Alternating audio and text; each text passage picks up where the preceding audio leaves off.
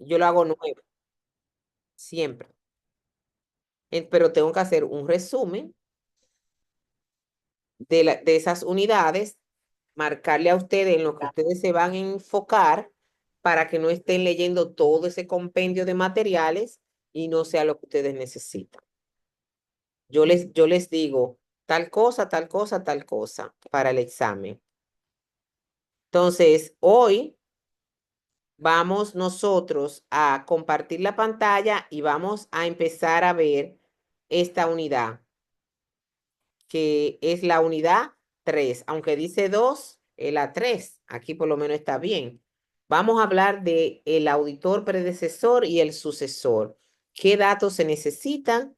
¿Qué datos me proporciona el que estaba antes de mí haciendo la auditoría?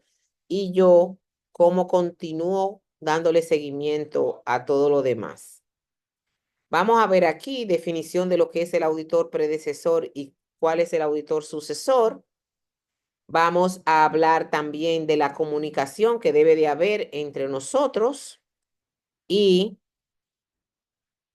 cuáles causas obligan al auditor predecesor o el antecesor a renunciar a seguir con el trabajo. ¿Qué dicen las normas? Principalmente de la norma número 8 en cuanto a esta parte. Aquí tenemos en este trabajo, es un trabajito un poquito largo, pero vamos a ver la declaración. Déjeme cerrar esta puerta un momentito.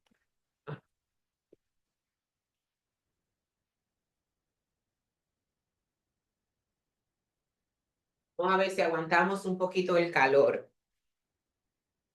No ha llegado la luz. Ok.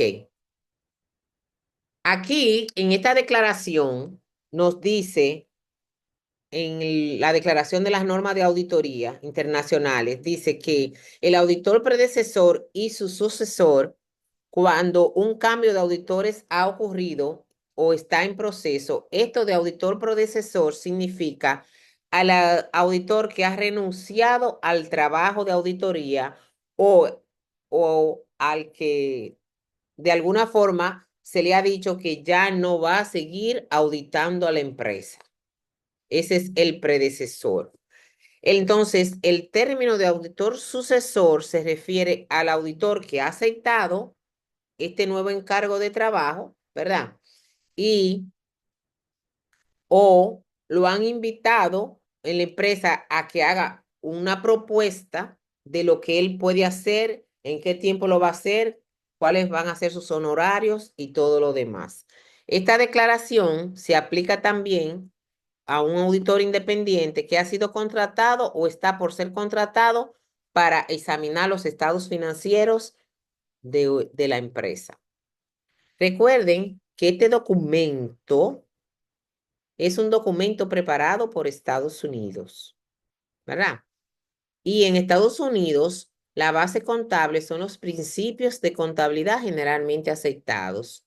La base contable de nosotros son las normas internacionales de la información financiera, las NIF. Por eso que usted va a ver en ocasiones que dicen normas de auditoría generalmente aceptadas, que le dicen NAGAS, que es la que usan en Estados Unidos.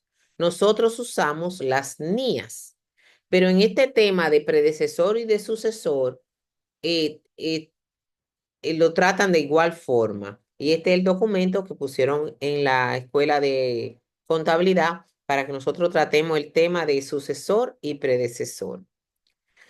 Cuando el auditor va a iniciar el trabajo, ¿verdad? Generalmente, ¿qué hacemos nosotros? El cliente nos llama y ese cliente me dice lo que él espera de la auditoría. Mire, yo, licenciada, yo quiero una auditoría para llenar las declaraciones de impuestos porque la ley en República Dominicana exige que sean auditadas por un CPA. Yo soy CPA. Ok.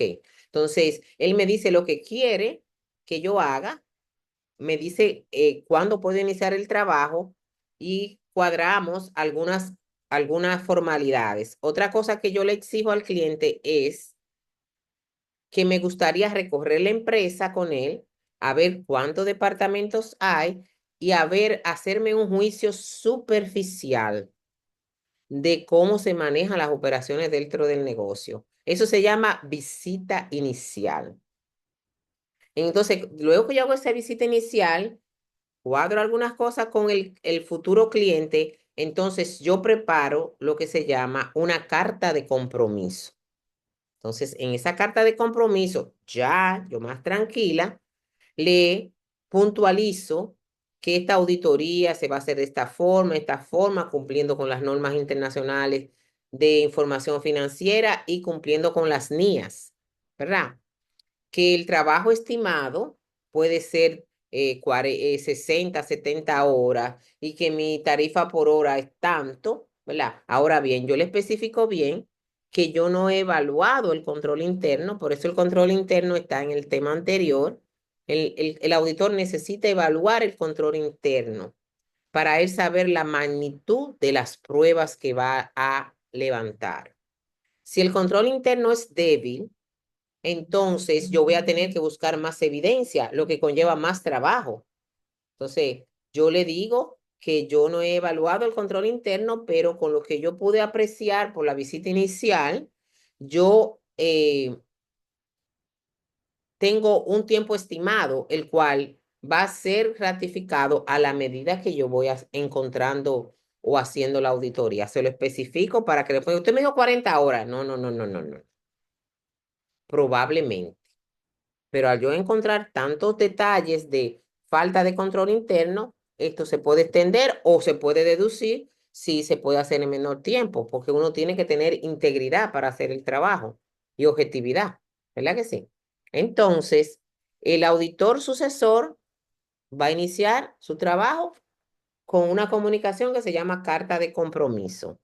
Esta comunicación puede ser oral, nunca oral. No hagan eso nunca. Debe ser escrita. ¿Oyeron? Una carta escrita. Y cuando yo se la llevo al cliente, él me la firma como acuse de recibo. Esa carta de compromiso funge para mí como un contrato. ¿Entienden?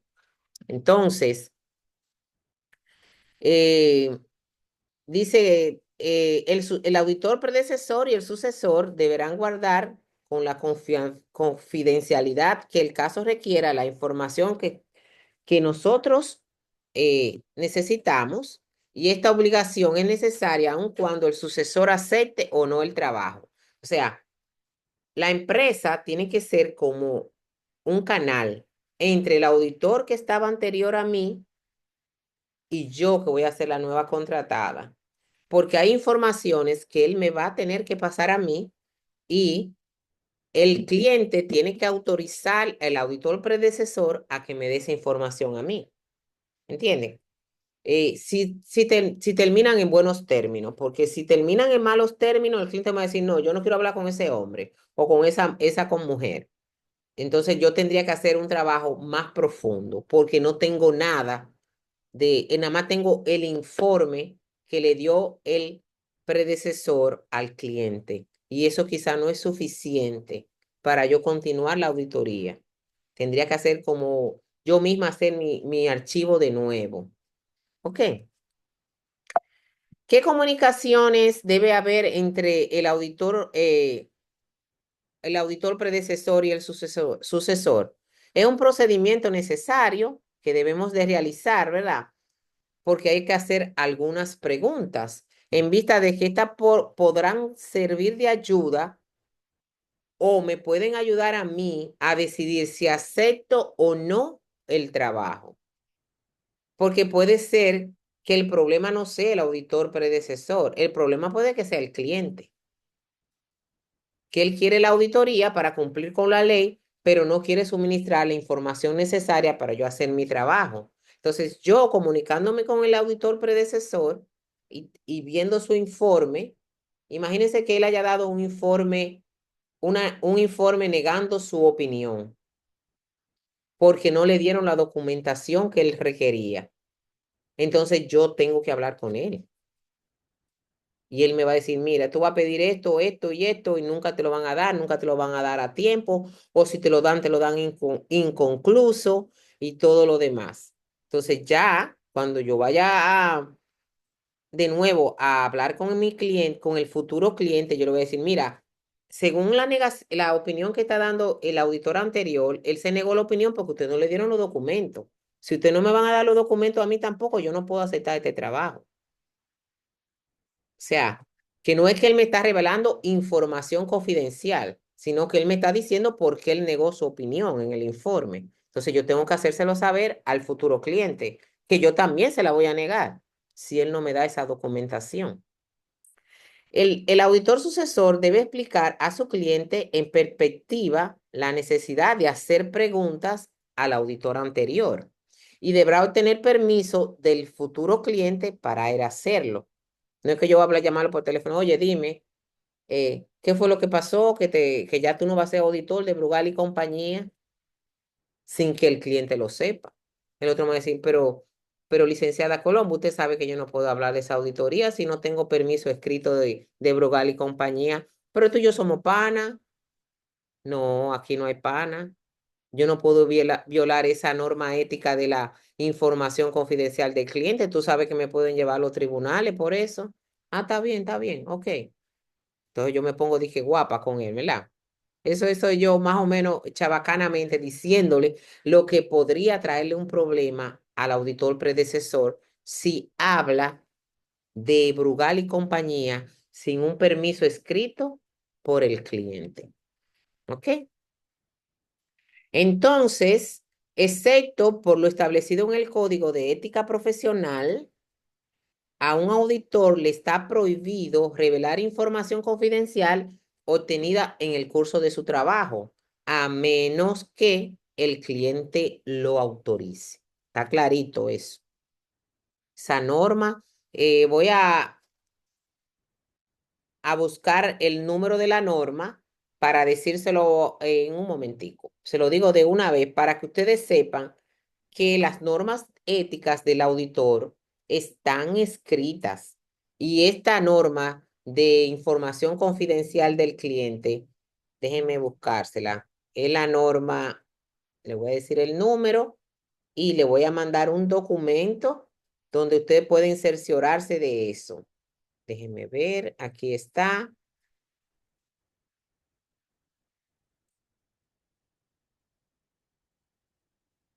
Ok, aquí está.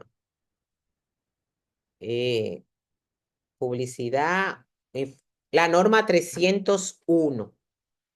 Y se llama así mismo, norma 301, información confidencial del cliente. En la auditoría pública, los miembros no pueden revelar información de su trabajo a menos que el cliente lo autorice o sea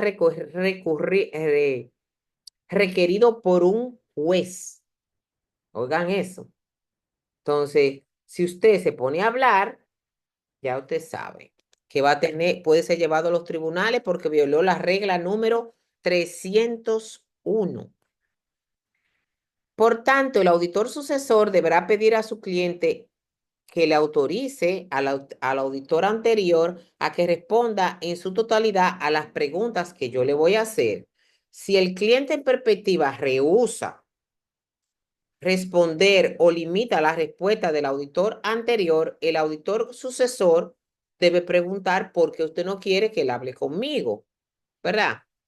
Porque si usted no me explica por qué usted no quiere eso, yo no voy a poder aceptar el encargo que usted me está haciendo. O sea, yo quiero esa auditoría, pues yo me quiero ganar ese dinero, pero la ética me lo prohíbe, ¿verdad? Si no, no me dejan hablar con el anterior, ¿verdad? El predecesor. El auditor sucesor debe también hacer preguntas específicas. No, ¿qué tú crees de esto? No, no, no. ¿Por qué pasó eso? Específicas, puntuales. Yo no quiero tu opinión. Yo quiero que tú me digas con evidencia por qué tú dijiste eso, ¿verdad? Y razonables acerca de asuntos que él crean que le van a ayudar a aceptar o no el trabajo. Estas preguntas deben incluir aspectos específicos acerca de la empresa, ¿verdad?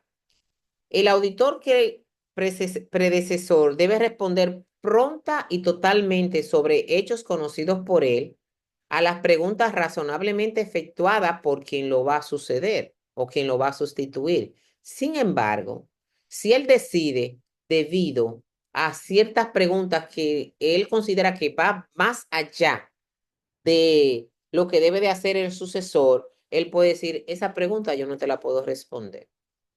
Si tú aceptas el trabajo, tú mismo te vas a responder esa pregunta. O sea que yo tampoco tengo que decirte todo y comprometerme legalmente por dar una información que es, vamos a decir, que es sensible. Entonces, el auditor sucesor, si recibe una respuesta limitada, él debe considerar sus implicaciones para decidir si acepta o no el trabajo. Esa es la primera. La primera comunicación, estamos claros, es que el cliente autorice al auditor predecesor a que me responda ciertas preguntas que yo como futura auditora de la empresa voy a hacerle a él.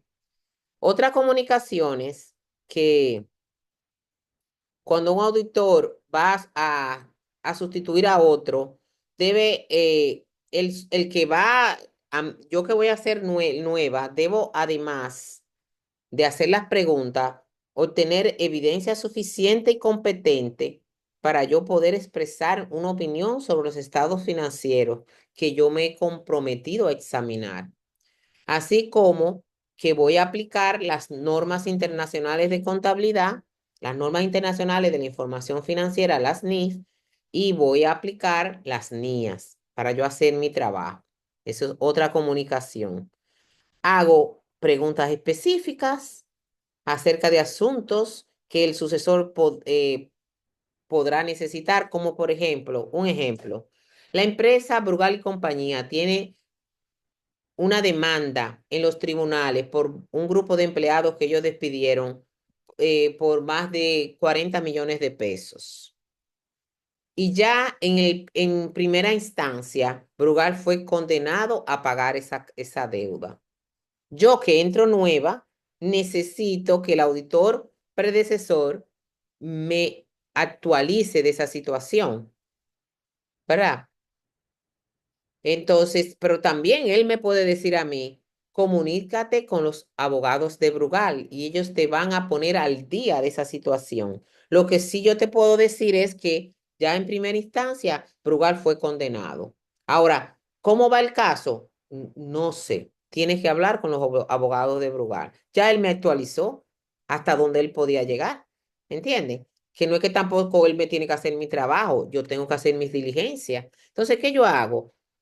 Una comunicación a los abogados de Brugal para que me pongan al día de los casos tal, que están en los tribunales. ¿A qué nivel está? ¿Cuándo es la próxima audiencia, por ejemplo? O si ya ganaron en segunda instancia y está en el tribunal, en la Suprema. Yo no sé nada de eso, pero ellos me ponen al día, los abogados saben, me dicen, ¿verdad?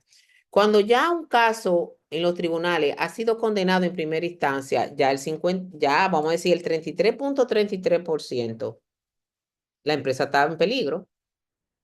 El otro 33.33 en segunda instancia y el otro 33.33 está en la Suprema. Entonces yo tengo que saberlo como auditora, porque quien lea mi informe debe saber que hay un caso de 40 millones de pesos que ya Brugal fue condenado a pagarlo en primera instancia. Y no soy abogado, pero tengo que tenerlo. Y yo, mi evidencia es la actualización que me hace los abogados de Brugal, ¿verdad? Eh, el auditor predecesor, si desea, me puede permitir los papeles de trabajo de su auditoría anterior, si él desea. Él me puede contestar las preguntas, pero no está obligado a darme los papeles, ¿verdad? Para efectos de su dictamen, o sea, ¿por qué tú negaste la opinión de Brugal y compañía en el 2024, 2023? Entonces, él me tiene que dar la documentación que avalaron esa negación de opinión, pero más nada. Yo tengo que decidir si cojo o no ese trabajo, ¿verdad? y hacer el mío. ¿Ok? Aquí dice, para efecto de su dictamen. Sin embargo, el auditor que suceda, yo, no debe hacer referencia al dictamen del predecesor y tiene que hacer su tarea de auditoría. Eso es lo que dice ahí. En el informe yo no hablo nunca del predecesor. Yo tengo que hacer mi trabajo, ¿verdad? El cliente, como siempre, debe autorizar yo ver los papeles de trabajo. Me debe autorizar el que me conteste la pregunta y ver los papeles de trabajo. Es una costumbre que en tales circunstancias el auditor predecesor esté disponible a la consulta del sucesor y le facilite la revisión de algunos de sus papeles de trabajo. Comúnmente, el auditor predecesor deberá permitir, no es obligado, a su sucesor la revisión de los papeles de trabajo relativos a asuntos de importancia y de continuidad en la contabilidad, tales como cuentas del balance general, cuentas por cobrar, cuentas por pagar que tienen más de un año, etcétera, etcétera, etcétera. Eh, ustedes saben que el auditor le entrega al cliente un informe, ¿verdad? En ese informe que está la opinión del auditor predecesor, todos esos documentos lo tiene el cliente. Entonces, el cliente me va a dar, me debe de dar ese informe del auditor predecesor. Y yo debo de señalar puntualmente que yo le voy a preguntar al predecesor si tengo autorización del cliente para hacerlo, ¿verdad? Le pido al cliente que solicite una cita con el predecesor y conmigo para discutir esa información e intentar aclarar el asunto. Si el cliente se rehúsa o el auditor sucesor no está satisfecho con los resultados de esta reunión, entonces él debe consultar con su abogado para decidir si va a tomar esa auditoría o no. Estoy hablando de una auditoría a grandes escalas, ¿verdad? Banco Popular, Banco de Reserva, BHD, Brugal, Vinícola, León Jiménez, Coca-Cola, porque son empresas que tienen muchos inversionistas, muchos accionistas, y cuando vean el informe mío, tienen que creer en él, ¿verdad? Por eso que yo no puedo aceptar una auditoría sin hablar con el predecesor, cuando una empresa de esa magnitud, ¿verdad? El dictamen que dio el auditor predecesor lo tiene el cliente, ¿verdad? Este dictamen me lo puede mandar a mí, que soy la sucesora, si el cliente lo autoriza, ¿verdad? O me lo puede dar el cliente. El predecesor, antes de mandar ese dictamen, debe tener autorización del cliente y debe de revisar todo lo que va a enviar para que no tenga después temas legales por falta de confidencialidad, ¿verdad? Dice que consecuentemente, el auditor deberá leer los estados financieros del periodo anterior, comparar los estados financieros del periodo anterior que él dictaminó con los del auditor sucesor y tal carta debe manifestar si el examen del auditor sucesor reveló cualquier aspecto que en su opinión puede tener un efecto importante en los estados financieros dictaminados por el predecesor. Sin embargo, el auditor predecesor no debe referirse en su dictamen a lo que hizo el sucesor. Siempre cuando usted va a dar una opinión de los estados financieros, tiene que ser en base a su trabajo que usted tiene la evidencia.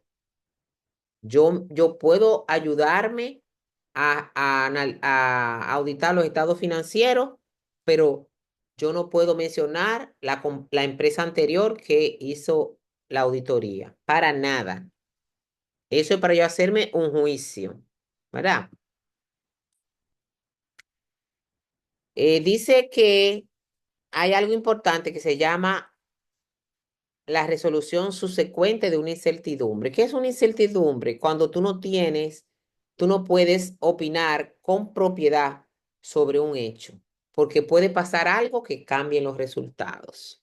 Dice, esta resolución en el periodo actual que usa actual de una incertidumbre que motivó al auditor a expresar una opinión con salvedad o se abstuviera de opinar sobre los estados financieros en algún periodo anterior, elimina la necesidad de incluir la opinión con salvedad o abstención de opinión en el dictamen actualizado del auditor. O sea, si el auditor que trabajó en Brugal en el 2023 se abstuvo de opinar sobre los estados financieros porque encontró tantas acciones violatorias a las normas internacionales de contabilidad, como por ejemplo, no calculan la depreciación de los activos, no concilian las cuentas bancarias, no toman el inventario físico anual que dicen las normas internacionales de auditoría, no tienen seguros sobre sus activos,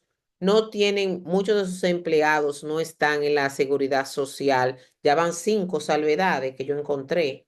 Entonces, en base a tantas cosas que no está haciendo bien Brugal, yo me abstuve a opinar. Ahora, yo que soy la nueva auditora, la sucesora, no, lo único que le puedo pedir al auditor predecesor es que me dé la evidencia de esas 5 salvedades que lo llevaron a él a abstenerse de opinar sobre los estados financieros de Brugal, ¿verdad? Pero yo no puedo, yo no, eso es, para mí es una incertidumbre. Si yo acepto el trabajo de Brugal, donde el auditor predecesor se abstuvo de opinar, yo tengo que saber que me puede pasar lo mismo a mí, ¿verdad que sí? Ahora, ¿qué yo voy a hacer? ¿Qué yo haría como profesional en esa parte? Que cuando esté haciendo la carta de compromiso con Brugal, yo le pongo un punto de eso. En vista de que el auditor anterior se abstuvo de opinar por esto, porque lo dice el informe, por esto, eh, quiero asegurarme con ustedes de que a mí se me va a dar la información, toda la información que yo requiera para revisar esos 5 puntos. ¿Entienden? Se lo pongo en el contrato que se llama carta de compromiso para que no aleguen ignorancia. Y uno lo que hace, cuando hay un punto tan importante en la carta de compromiso, lo recomendable es que quien me contrata a mí y yo en ese párrafo le pongamos nuestras iniciales. Eso quiere decir, lo leí, yo lo leí bien ese punto, porque a veces dicen, ah, no, que eso era muy largo y no lo vi completo. No, no, no, no. Ese párrafo ahí, yo quiero que lo leamos juntos y que pongamos nuestras iniciales para que nadie alegue ignorancia. ¿Entienden? Claro que mi cliente yo lo tengo que tratar con respeto, pero él también me tiene que respetar como profesional, ¿verdad? Porque yo no voy a arriesgar mi S4 por ganarme 200.000 pesos, ¿verdad que no? Cuando yo vivo de esto para toda la vida, se supone que yo voy a vivir de esto para toda la vida, ¿verdad?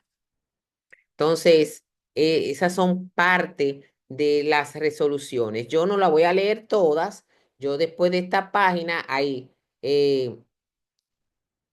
hay una incertidumbre antes de yo empezar el trabajo. Aquí tengo, ya descubrí la incertidumbre. En periodos subsecuentes, quiere decir en periodos futuros, si durante su examen actuar el auditor sucesor se entera de la existencia de una incertidumbre que afecte los estados financieros presentados en periodos anteriores, deberá notificar su opinión y abstenerse de opinar en su dictamen actualizado, en virtud de que a mí no me dijeron eso, de la demanda de los empleados. Nadie me dijo eso, ¿verdad? Y si no me lo dicen, como no es algo contable y no se ha hecho ninguna reserva de 40 millones de pesos para futuras liquidaciones o pago de esos casos, yo no, yo no puedo opinar sobre eso. Porque recuérdense, el auditor revisa los estados financieros dados por la empresa. Yo no los hago. Y eso se pone claro en la carta de compromiso. Se pone claro. Entonces, si no me revelan esa información de esa demanda, que ya la pedimos en primera instancia, en segunda instancia, nada más nos falta la suprema, entonces yo no, yo descubrí una incertidumbre para el futuro, entonces yo tengo que actualizar mi informe y dárselo a mi cliente y él me lo tiene que firmar como recibido. Por si me llevan a los tribunales, pero usted no dijo eso, licenciada, y eso fue en el año que usted auditó. No, no, no, no. Yo me enteré de eso en marzo de 2025.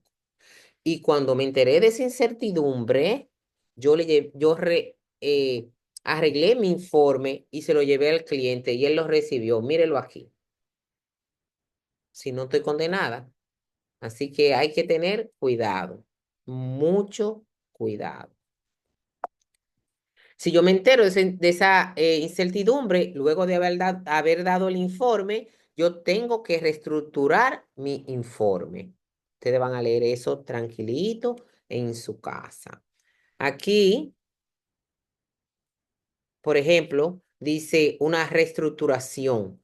En nuestro dictamen del 1 de marzo del 2023, nuestra opinión sobre el estado financiero se emitió con una salvedad, la cual estaba sujeto a efecto de ajuste, si hubiere alguno que pudiera haberse requerido tal cosa, pero consecuentemente nuestra opinión ha cambiado por esto y por esto. El litigio terminó el 1 de noviembre, ya yo no es, ya mi auditoría había acabado el 1 de marzo y Brugal no fue condenado, ¿verdad? Por lo tanto, esa salvedad que yo puse el 1 de marzo puede ser anulada, porque Brugal fue absuelto de pagar tal cosa. Si fuese condenada, yo tengo que reestructurar mi informe y decir que fue condenada y que debe haber un ajuste de 40 millones a las utilidades de Brugal. Eso es lo que quiere decir esa resolución, que uno tiene que hacer el arreglo del informe. Aquí hay ejemplos de incertidumbres que ustedes van a leer con cuidado. Yo no voy a leerle todo eso. Ustedes van a ser los encargados de ver ese material. Hay otra cosa interesante que quiero compartir con ustedes de, del el auditor predecesor y el sucesor. Aparte de que le voy a mandar un material que le tengo también. Déjeme ver si... Ahí están las comunicaciones. Aquí hay un resumen más pequeño, ¿verdad? De 7 hojas que habla sobre el tema, pero ya creo, vamos a darle una ojeadita, ¿verdad? Déjeme ver que aquí están ustedes en el medio, déjeme ver. ¿Se está viendo la introducción? Sí, Ok. Sí, maestra. Ok, entonces tenemos auditor predecesor, el auditor que ha renunciado a un trabajo o le han notificado que sus servicios no van a ser usados para el año siguiente. El sucesor, como vimos, es el que probablemente acepte el nuevo trabajo y entre nosotros dos debe haber una comunicación autorizada por el cliente, ¿verdad? Eso lo dice ahí. Ahí ya está definido, no lo vamos a repetir. Hay comunicaciones básicas que debemos de tener, ya lo vimos, ¿verdad? Las declaraciones de las normas de auditoría, las NIAS o los SAS, que son de Estados Unidos, ¿verdad? Exige que antes de yo aceptar el trabajo de Brugal, pues trate de comunicarme con el predecesor y que entre nosotros dos debe haber una conversación fina, yo tratándolo con respeto y él también a mí, y que esa comunicación debe ser autorizada por el cliente. Es importante que el auditor predecesor mantenga y cuide la confidencialidad de la información que crucemos entre nosotros. Lo primero que yo hago cuando me llama un auditor sucesor es, yo quiero por escrito la autorización del cliente de que puedo hablar contigo. Y le especifico bien, lo que voy a hablar contigo de ese cliente está sustentado en el informe que yo le entregué a él. ¿Tú lo tienes? Sí. Revísalo y cualquier cosa que tú no entiendas de mi informe, entonces puntualmente pregúntamela, que con mucho gusto yo te la voy a responder. No me pregunto que si yo creo, no le digo eso, pero mentalmente le estoy diciendo, oye, pregúntame de eso, no me pregunte de mi opinión personal, pregúntame de ese trabajo solamente. Entonces, esta comunicación es obligatoria para yo aceptar el trabajo o no. Esta comunicación te debe encaminar para obtener información relativa a la auditoría, ¿verdad? Causas que obligan al auditor predecesor a renunciar a un trabajo, porque no solamente quizás me despiden, es que yo no voy a trabajar más con ustedes. Que la administración de la empresa no se haga responsable de las informaciones de los estados financieros que él está revisando. Acuérdense que hay algo que se llama carta a la gerencia.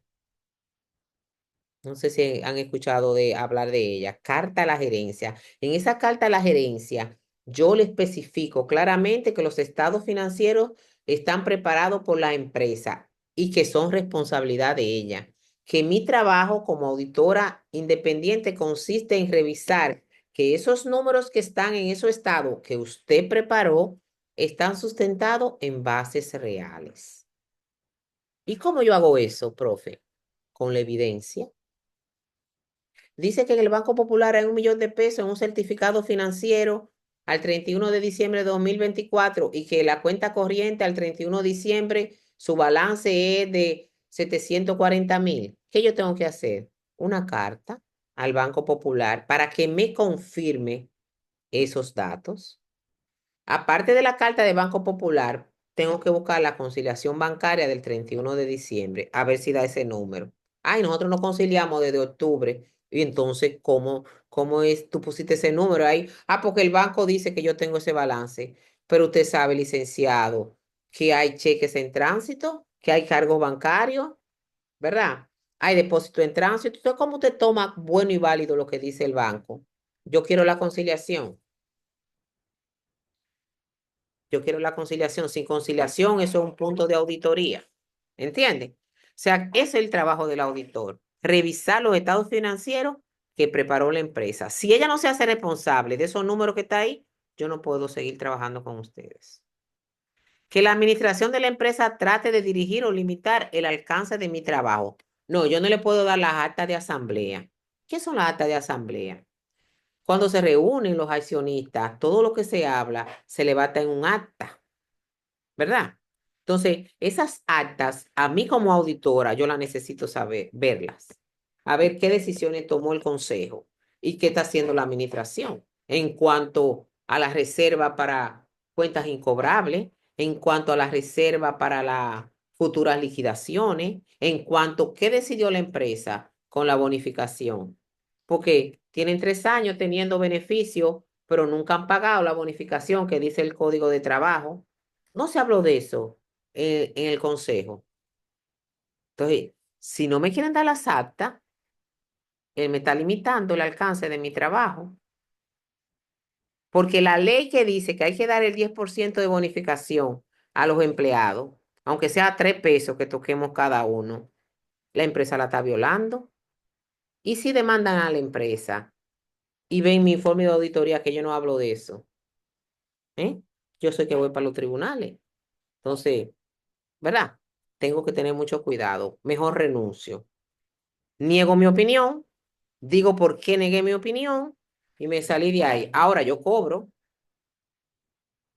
mis horas de trabajo.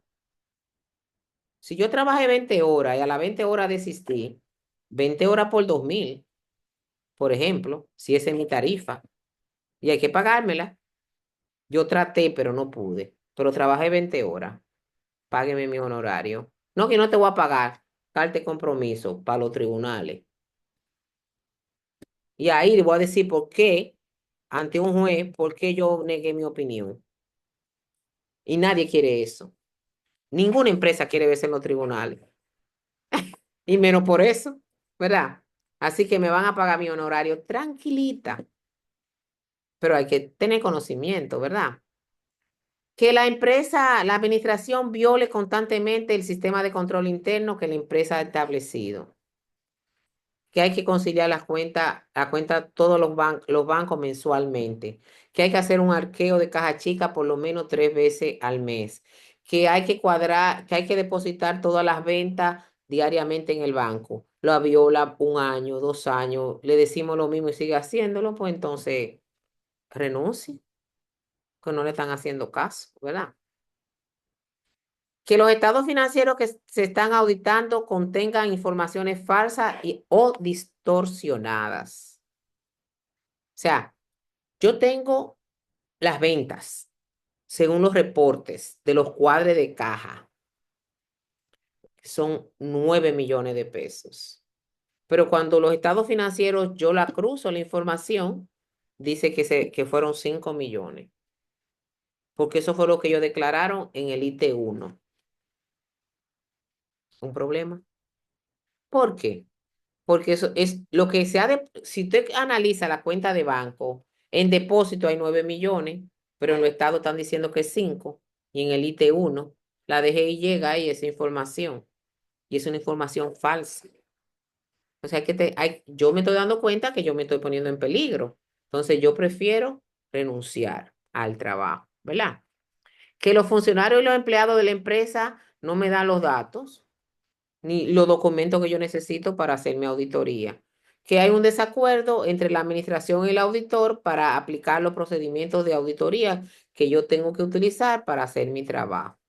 Por esas son algunas de las razones en que yo puedo renunciar a seguir trabajando con esa empresa. Lo tengo que decir.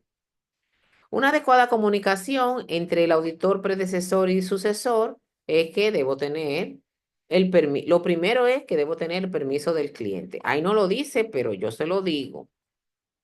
Yo como predecesora me curo en salud, como dicen. No me duele la cabeza, pero me bebo la pirina por si acaso, ¿verdad? Yo tengo que tener, antes de yo comunicarme con el sucesor, o el sucesor me hable a mí, que soy la predecesora, ¿usted está autorizada por el cliente? Mándeme la carta, por favor. Entonces, ahora hablemos. No, que tú y yo no conozco. Regla 301. Nada más le digo así al sucesor. Regla 301. Información confidencial del cliente. Ya con eso lo maté. Él no me va a preguntar más porque él sabe que yo conozco la norma, las reglas éticas. No se supone.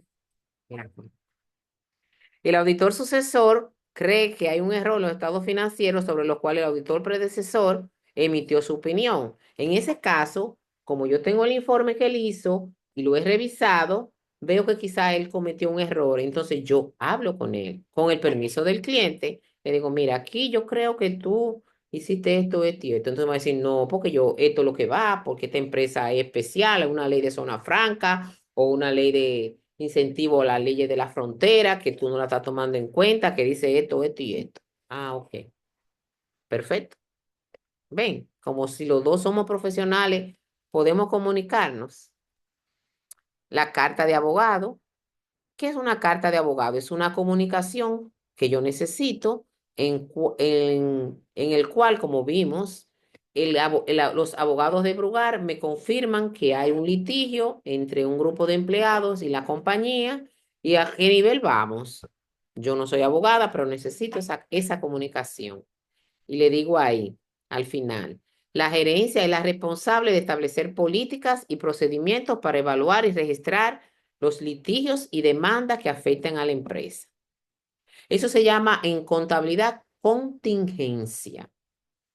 Si yo tengo una demanda de 40 millones y ya en primera instancia y en segunda instancia ya yo he sido condenada, ya yo tengo el 66,66% de probabilidades de tener que pagar esos 40 millones, malas costas de abogado. Entonces, se recomienda en ese caso hacer una reserva. O sea, nos ganamos en Brugar 1.000 millones.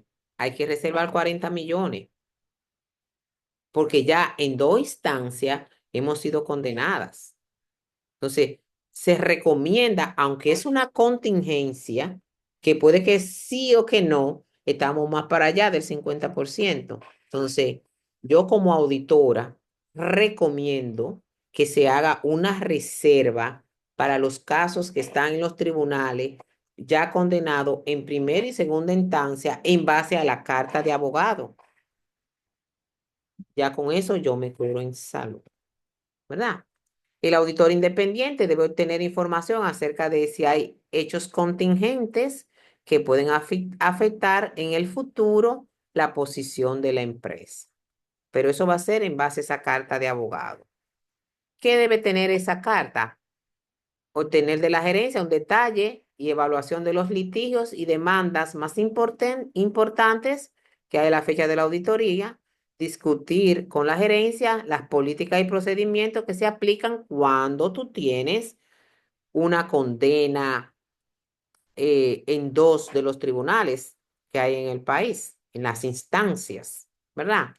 Debo decirle que se procede a hacer una reserva y examinar los documentos relacionados con los litigios y las demandas. Esa es la unidad número 3. Bien sencillita y fácil. ¿Qué vamos a hacer nosotros? Bueno, el foro actualizado que vamos a discutir, deben que están cerrados, ustedes no lo ven, ¿verdad?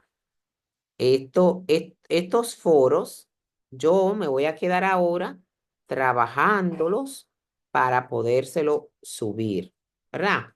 Recuerden que aunque dice unidad 2, es unidad 3. Entonces, eh, me voy a quedar ahora actualizándole esas tareas para dejársela abierta esta misma noche. Vamos a coger otro ratito. Esa es la unidad 3. Vamos a abrir la unidad 4. Esa no va para el examen, no se asuste. Para el examen va a ir nada más 1, 2 y 3. Y yo le voy a decir exactamente en qué ustedes se van a enfocar. ¿Entendieron? No se asuste. Profe, después que no vino la semana pasada, ahora nos lleva como una carretilla. No.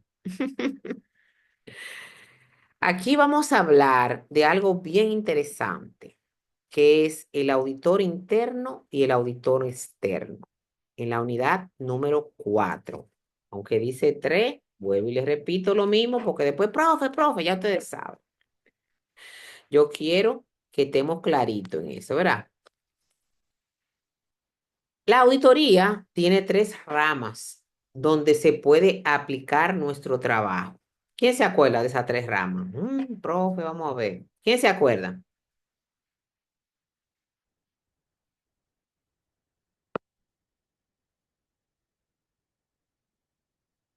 Unidad uno, se lo mencioné, que hay tres ramas de la auditoría: auditoría independiente, auditoría interna y auditoría gubernamental.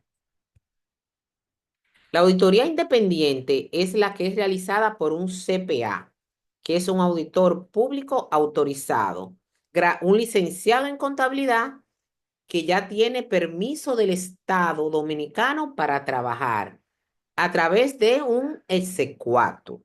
¿Ok? Usted puede graduarse de licenciado en contabilidad y nunca ser CPA si no hace las diligencias, ¿verdad?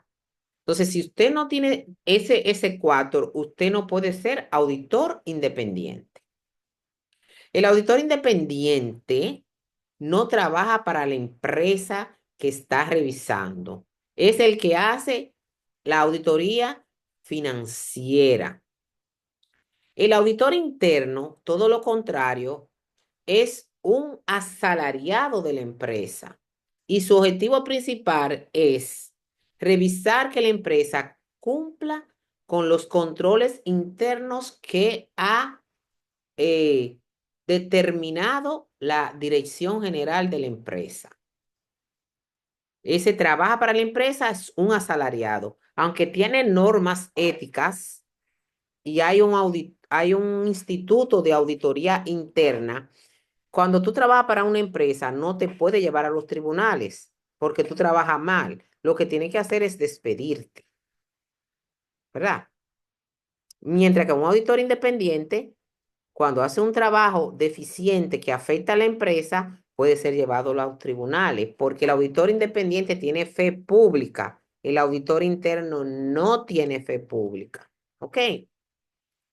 Entonces, a la otra rama que nos podemos dedicar es a la auditoría gubernamental, que es cuando tú trabajas para un estamento del Estado, ya sea descentralizado o no, como soy auditora de la DGI, soy auditora de la Superintendencia de Banco, del Banco Central, del puerto de Puerto Plata, de pasaporte, de la UAS. La UAS tiene auditores gubernamentales dentro, porque nosotros recibimos dinero del presupuesto nacional y toda institución que recibe dinero del presupuesto nacional tiene que tener auditores dentro que revisen.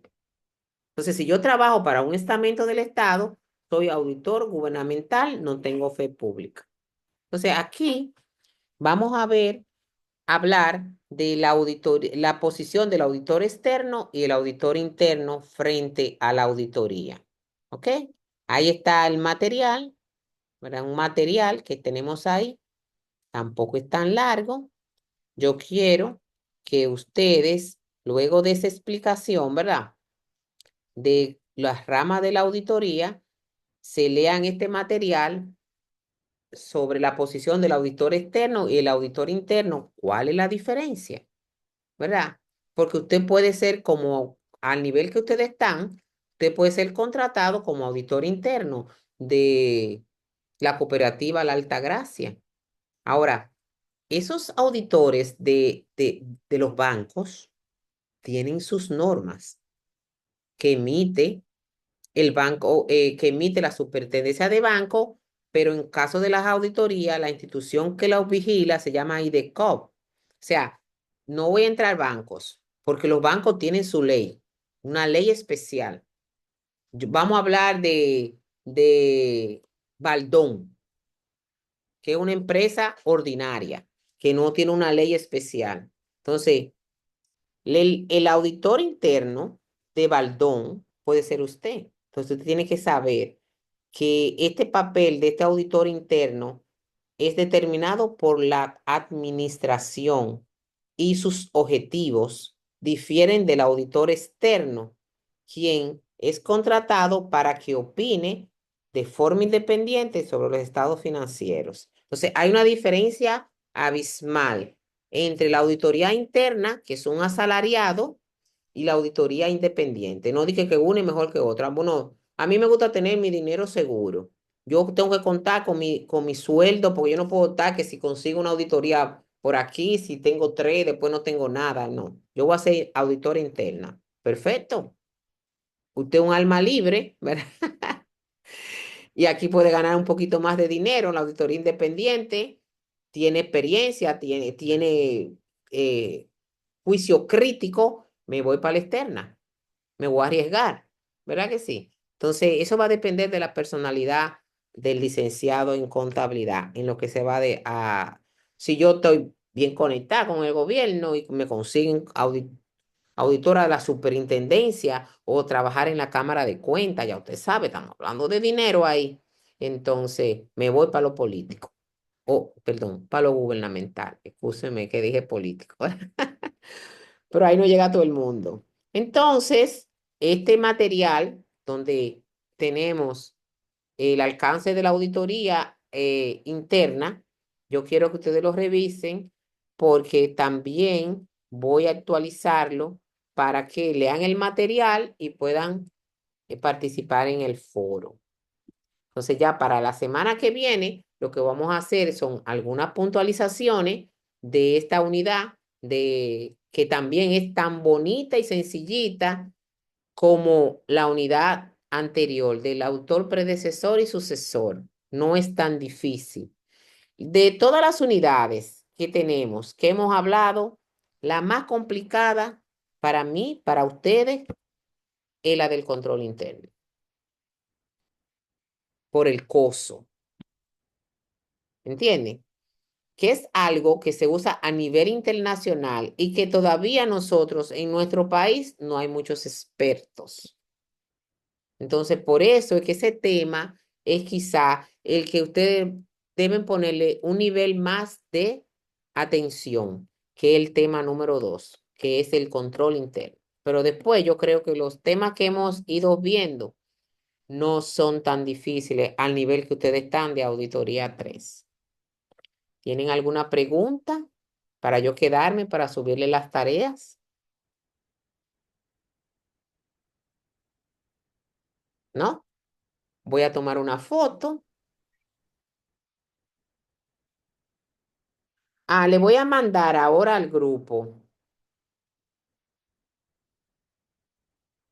Reenviar auditoría 3.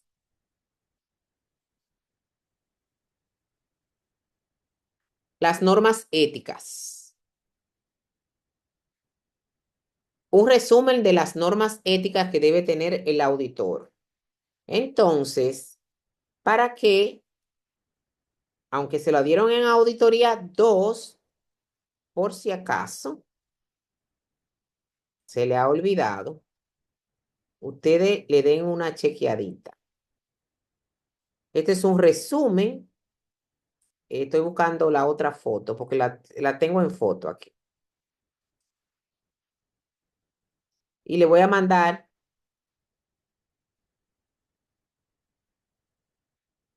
para los que son acuciosos y les gusta leer. Le mandé ahí el capítulo 4 de ética profesional que debemos tener los auditores para que le den una leidita, los que puedan. No va para examen ni nada, pero es interesante que uno sepa que hay normativas que nos regulan como profesionales en el área de auditoría, que yo no puedo ir a inventar cuando voy a hacer un encargo de una auditoría.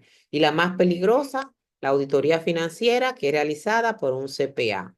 Peligrosa, peligrosa.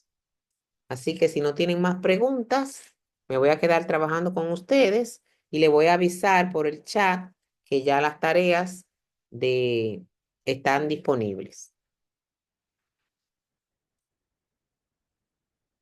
Que pasen buenas noches. Ustedes están mudito, mudito. Yo hablando como una calladera, ¿verdad? No, profe, estamos